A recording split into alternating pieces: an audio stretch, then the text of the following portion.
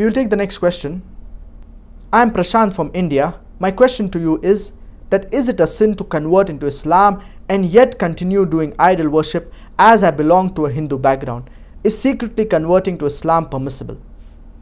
Allah subhanahu wa ta'ala says in the glorious Quran in Surah Nisa chapter number 4 verse number 48 and Surah Nisa chapter number 4 verse number 116.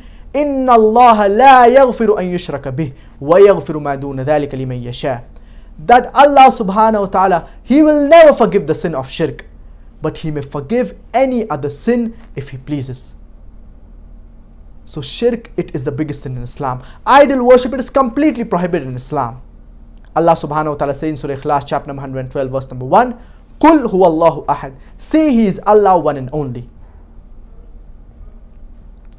So we have to believe in one God alone, and we cannot associate partners with Allah subhanahu wa ta'ala. Idol worship, it is completely prohibited in Islam. And a similar message is also mentioned in the Hindu scriptures. The Hindu scriptures, it says that you have to believe in one God alone, and idol worship, it is prohibited. It is mentioned in Chandogya Upanishad chapter number 6 section number 2 verse number 1. Ekkam ividityam. God is only one without a second. It's mentioned in Stastora Upanishad chapter number 6 verse number 9. Nachasya kasaj janitana chadipa, which means of that Lord, He has got no superior, He has got no lords, He has got no parents, He has got no father, He has got no mother. Furthermore, it's mentioned in Stastora Upanishad chapter number 4 verse number 19. Na tasi pratima asti. Of that God, there is no pratima.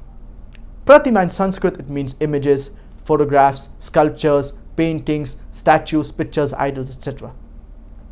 Furthermore, it's mentioned in Yajurved, chapter number 40, verse number 8. Almighty God, He is imageless and pure. It is mentioned in Yajurved, chapter number 40, verse number 9. Andhatma pravishanti ya asambhuti mupaste. They are entering into darkness, those who worship the asambhuti.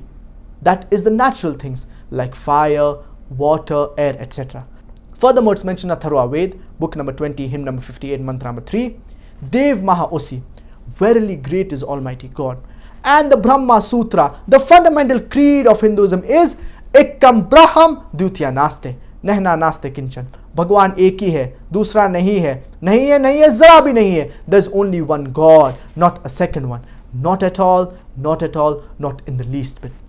So if you read the Hindu scriptures, you shall understand that you have to believe in only one God. You have to worship Him alone without associating partners. And idol worship, it is completely prohibited according to Hindu scriptures. Even according to the Bible, idol worship, it is prohibited, and the Bible says that you have to believe in one God alone. It is mentioned in the book of Deuteronomy chapter number 6 verse number 4, as well as in the Gospel of Mark chapter number 12 verse number 29. Shama Israelo Adno ilahen adnai khad. Hear, O Israel, the Lord our God is one Lord. Furthermore, it's mentioned in the book of Exodus chapter number 20 verse number 3 to 5. Thou shalt have no other God besides me. Thou shalt not make any graven image of any likeness of anything in the heaven above, in the earth beneath, in the water beneath the earth. Thou shalt not bow down to them, nor serve them. For I, thy Lord, thy God, is a jealous God. Even the Bible clearly prohibits idol worship. And it says that you have to believe in one God alone.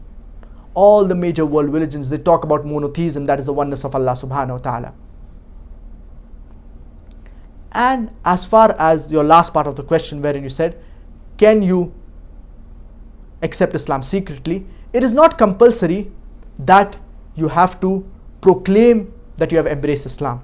You can keep it as a secret, but you should see to it that you can do all the fara'id, for example, offering salah, giving zakah, fasting, etc. And slowly you should also convey the message of Islam to your parents.